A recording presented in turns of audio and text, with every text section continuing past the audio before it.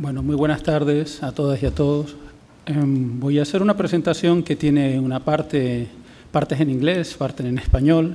Vale. No terminé de tejerla completamente y tampoco me molestaba mucho que tuviésemos esos cambios, ¿no?, de un idioma a otro. En primer lugar, voy a comentar que pertenezco a IGE. Paco Abril esta mañana comentaba lo básico de nuestra asociación, que partió en Málaga, originada en un grupo de hombres, en un grupo que reflexionaba acerca de lo que para ellos significaba ser hombre, de los problemas que estaban encontrando en la forma en la que ser hombre hoy en día supone estar en esta sociedad con toda la presión que tenemos, desde la masculinidad más hegemónica y ante el sexismo y la desigualdad y la violencia que han sufrido las mujeres por siempre, ¿no? Entonces, desde esa perspectiva fue como se creó la asociación, que trabaja en 3 ámbitos: a nivel personal, en estos grupos de reflexión, a nivel activista y de sensibilización, y también a través de proyectos, aspectos técnicos como atención psicológica o atención social, y también desde la investigación. Hemos comenzado este proyecto en enero, realmente un poquito más tarde, ¿no?, y dura unos 2 años aproximadamente. Forma parte del programa DAFNE, vinculado siempre a la violencia infantil, y los socios que participan son estas instituciones, ¿no? Los socios que la lideran básicamente son los compañeros de Dissens, es una consultora vinculada a género de Berlín, y luego hay participantes de Austria, también otra consultora, un instituto que trabaja masculinidades. En Italia, el Instituto degli Innocenti, que lleva siglos realmente trabajando con las mujeres y las familias que son desplazadas o que están en situaciones de exclusión. Por parte de Bulgaria, Animus, que trabaja también con mujeres, prostitución, con niños y niñas en necesidad. Y por último, AIGE, que realmente su trabajo es el que he comentado, ¿no?, esa deconstrucción de la masculinidad y la búsqueda de la igualdad en una sociedad más igualitaria, en el apoyo también en las redes feministas en las que participamos, ¿no? Creo que tiene mucho sentido empezar la charla con lo último que se comentó anteriormente, y es que no se puede atender aquello que no se ve, aquello que no se reconoce, aquello que se esconde, ¿no? Y es precisamente este el aspecto principal por el cual se desarrolla un proyecto que tiene en su focus, en su enfoque principal, a los chicos, víctimas o potenciales víctimas de la violencia sexualizada o de la violencia sexual. Y precisamente se enfoca en los niños, en varones, por el hecho de que esto ha sido quizás lo más escondido durante mucho tiempo. Ahora vemos cómo ante los numerosos comentarios de actrices de Hollywood, ¿no?, acerca de un productor que las ha agredido sexualmente, se forma toda esta exposición del problema, ¿no? Pero estamos ahora seguros, ¿no?, y se viene diciendo desde hace tiempo que aproximadamente 1 de cada 5 europeos, hombres o mujeres, han sido abusados sexualmente en su juventud. Por lo tanto, los objetivos del proyecto son, por un lado, concienciar sobre esta realidad de que los niños y los adolescentes varones son víctimas o potenciales víctimas de la violencia sexual que ocurre en la sociedad. Y nos focalizamos principalmente también en los profesionales que trabajan en los chicos. O sea, lo que tratamos es de dar apoyo a aquellos profesionales que trabajan en los ámbitos donde están los chicos, las escuelas, en los centros de menores, en las casas de acogida, en los clubes deportivos. De manera que estos son los espacios de intervención, ¿no? Estos destinatarios son los que llamamos los primeros puntos de contacto y que normalmente no son personas que están preparadas para atender una realidad de este tipo, pero son los que suelen tener la confianza o la cercanía suficiente para a veces detectar o incluso recibir una revelación por parte de los chicos. Las líneas de trabajo son estas 4. Básicamente estamos ahora en la finalización del proceso de trabajo de campo, donde hemos obtenido datos de las necesidades de estos profesionales. Y digamos que los principales objetivos del proyecto son pues, generar un programa formativo dirigido a los profesionales y las profesionales, y también proporcionar acciones de apoyo, de manera que lleguemos también a los chicos a través de campañas. Estas campañas se podrán llevar a colegios, se podrán llevar a espacios de encuentro, a SPICE, a ludotecas, a diferentes espacios donde haya niños o profesionales que trabajen con ellos. No voy a entrar mucho porque imagino que todos tenemos un conocimiento de lo que es la violencia sexual, ¿no? Pero sí es importante recordar que muchas veces lo vinculamos al acto físico, ¿no? Cuando sabemos la multitud de formas que hay de ejercer la violencia. Quizás el aspecto fundamental es el saber que es una acción que utiliza la sexualidad y va contra la voluntad del niño. Y que también la gravedad de lo que sufre este niño no está directamente relacionada con el alcance o la forma de la agresión. Yo estoy actualmente viendo muchísima gente en consulta que vienen con situaciones realmente dramáticas de su infancia y no puedo establecer un patrón de a quién le afecta más una cosa que a otra. Por lo tanto, desde esa diversidad, desde esa diferencia, el efecto puede ser muy diferente. Tomamos esta visión de la violencia sexual para separarnos también de lo más estricto que supone la ley, ¿no? Lo que es la agresión, lo que es el acoso, lo que es el abuso.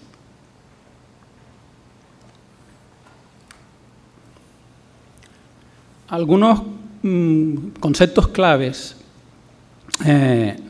serían estos que estoy comentando, las diferentes formas que tiene la violencia sexualizada y también que puede ser cometida presencialmente, virtualmente, pueden ser también vinculadas a otros chicos que puedan ser forzados a cometer esa violencia sexual desde la presión que reciben por algún adulto.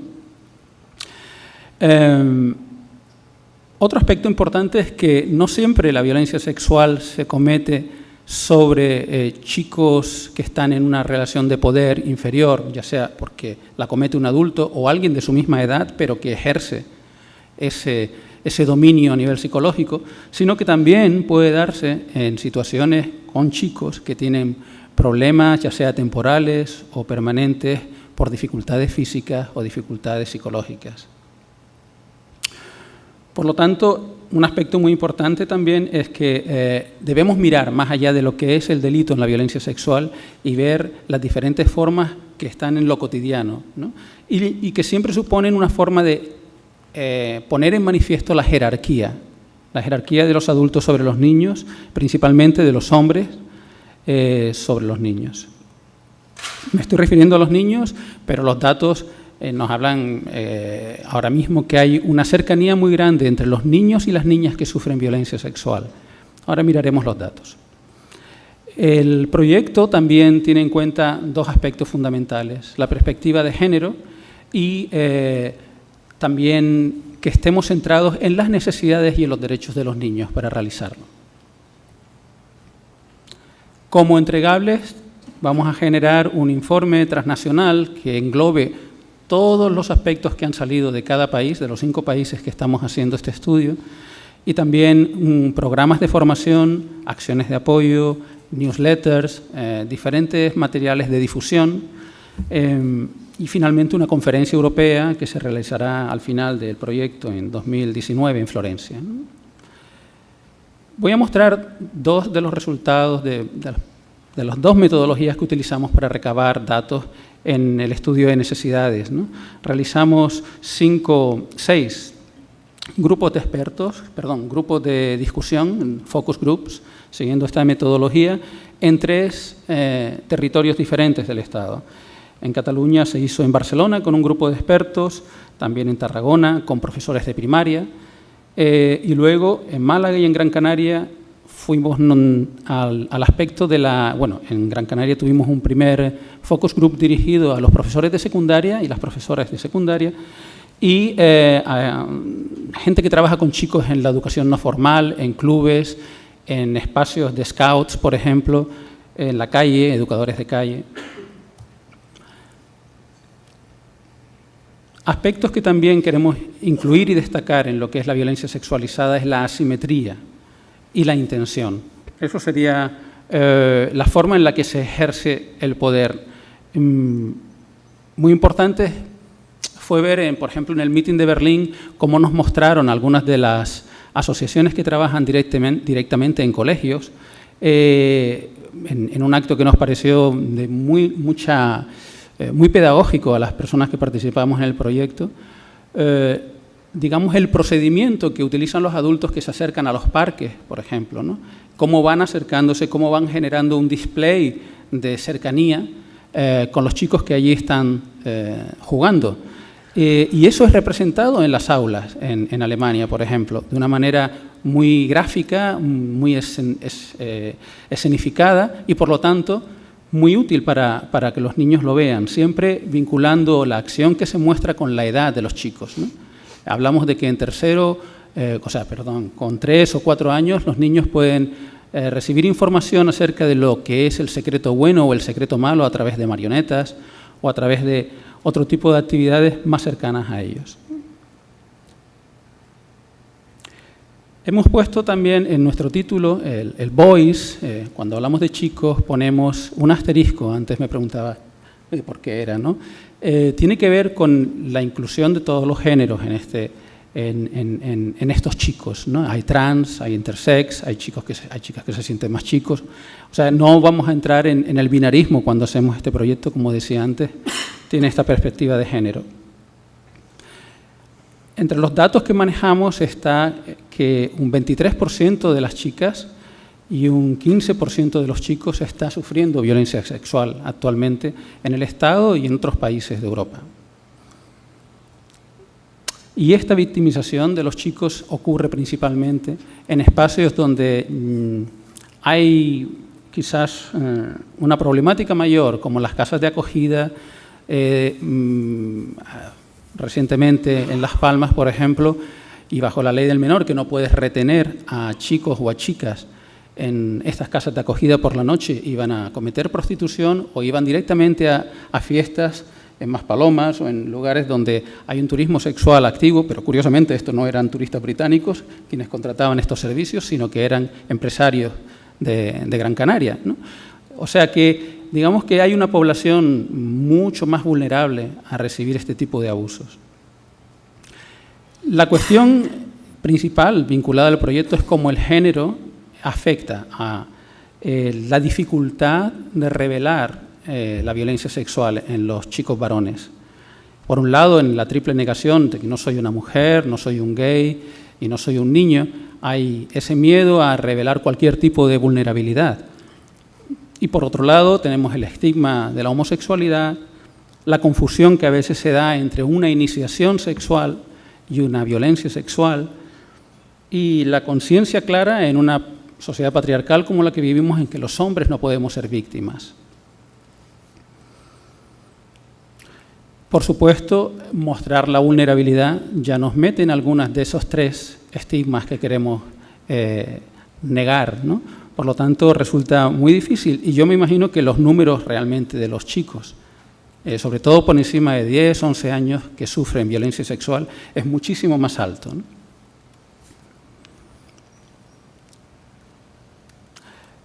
Bueno, a partir de los focus group pudimos ver algunas reacciones ante la victimización sexual, ante la violencia sexual que sufren los chicos por parte de adultos. Pudimos ver algunas de las reacciones que ocurren en los profesionales. Voy a ir sobre esto un poco más adelante. Hay aspectos negativos, principalmente la no credibilidad de lo que cuenta el menor ante el propio miedo que sufren los profesionales, con cómo atender, cómo reaccionar. Muchas veces se prefiere optar por la negación, por ese mecanismo de defensa y no creer al menor con lo que cuenta. Por otro lado, los profesionales con los que hemos trabajado hablan siempre de la necesidad de acompañar y de sostener, pero que no tienen herramientas para realizarlo. Desgraciadamente, los protocolos existen en algunas instituciones, pero muchas veces no son conocidos. Y cuando hay una acción de victimización sexual, cuando hay una acción de violencia sexual que resulta denunciada, los chicos pasan por procesos de revictimización enormes, ¿no? Por la cantidad de veces que tienen que pasar por un policía, un médico, un psicólogo forense, etcétera, ¿no?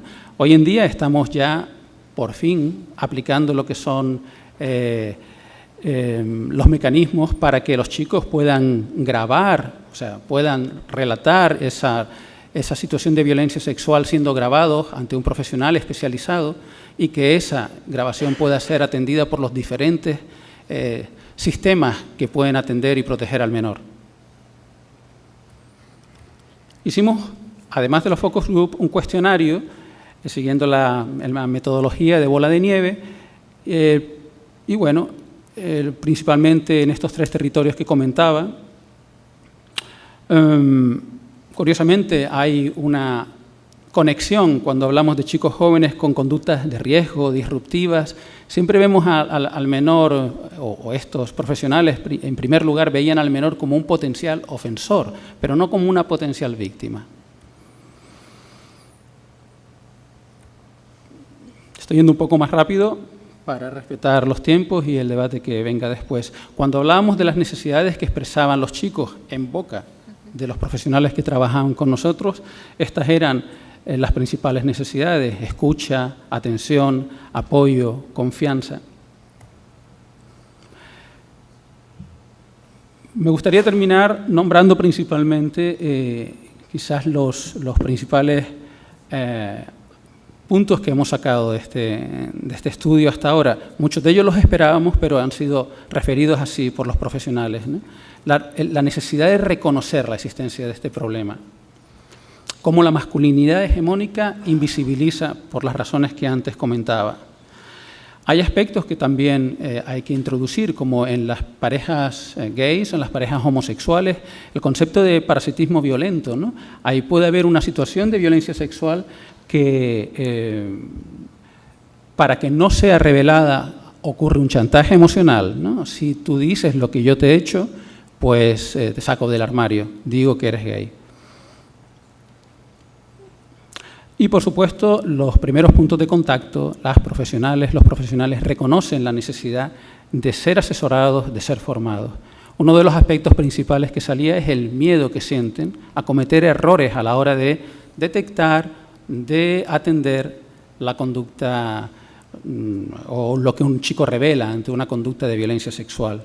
Hay mucho miedo a la revictimización y también mucho miedo a cómo me pueda resonar eso que escucho. Por supuesto, como acción preventiva, y parece mentira que todavía estemos hablando de esto, la necesidad de que la educación afectivo-sexual esté en todos los niveles de la educación y en todos los aspectos de la vida de los chicos, ¿no? No podemos tener una educación afectivo-sexual en la escuela si luego en los clubes deportivos hablamos con un lenguaje hegemónico completamente. Me gustaría también apuntar, por si hay profesionales vinculados aquí al trabajo con los chicos, o simplemente por conocerlo, ¿no? Si alguien nos revela, algún chico nos revela una situación de violencia sexual, lo principal es no hiperreactuar, no reaccionar, ¿no? Hay que regular esa conducta cuando escuchamos, ¿no? Es muy importante mantener la calma. Tener una escucha activa, no preguntar preguntas concretas o con rapidez, sino permitir que sea el chico el que revela de una manera espontánea, con las emociones que sienta, aquello que está pasando, aquello que le ha pasado. Ofrecer apoyo y protección, y muy importante ser sinceros. Es mejor callarse que ofrecer algo que sea imposible de cumplirse, porque entonces el chico se va a cerrar ante esa situación. Es muy importante también contactar con los servicios que cada comunidad, en cada territorio estén trabajando en esto, y por lo tanto, aquello que nos han contado sería muy bueno transcribirlo de una manera lo más literal posible para luego pasarlo. Hay situaciones que, claro, pueden acabar de ocurrir y a lo mejor es necesario la intervención de llevar a un chico a un médico o a hacer una denuncia en la fiscalía, pero si estamos en un contexto donde hay una sospecha, donde necesitamos tener más seguridad antes de levantar una denuncia, es muy importante observar el entorno del chico, qué es lo que ocurre.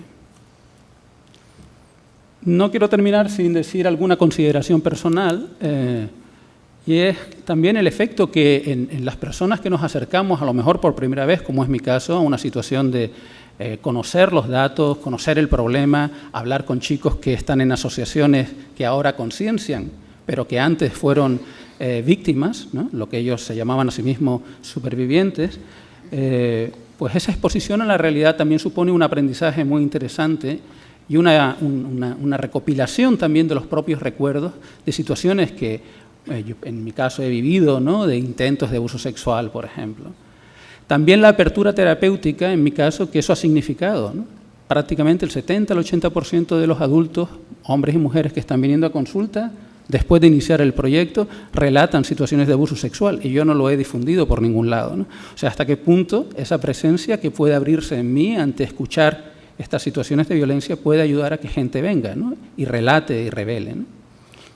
Y también el compromiso de continuar en esta tarea, ¿no?